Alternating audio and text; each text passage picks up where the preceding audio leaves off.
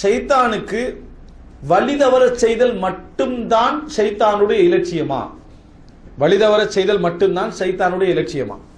உதாரணமாக, ஷைத்தானுடைய முழு நோக்கும் ஒரு மனிதன் நரகம் போக வேண்டும் என்பது. அப்ப வழிதவர செஞ்சிட்டான், ஒத்தனை அல்லாஹ் ஷைத்தான செஞ்சிட்டான், இணை வைக்க வச்சுட்டான், அவன் எனது குஃபர் செய்ய வைத்து விட்டான், இறைவனோடு கூட்டு சேர்க்க வைத்து விட்டான்டா, இப்ப நிரந்தர நரகத்துக்கு அவன் தகுதியா இல்லையா? நிரந்தர நரகத்துக்குரியவன் அவன் மாறி விடுகிறான். இதோட ஷைத்தான் அவனை விட்டு அவனுக்கு தனக்கு வழிபட்டு விட்டான் என்பதனால அவனை கண்ணியப்படுத்தி அவனுக்கு நிறைய உதவிகள் செய்து, அவனாலான உதவிகளை செய்து, அவனை உயர்ந்த இடத்துல தானே ஷைத்தான் வைக்கணும். ஏன்னா அவன் சொன்னதை முழுமையா என்ன செஞ்சிட்டான்? கேட்டுட்டான்.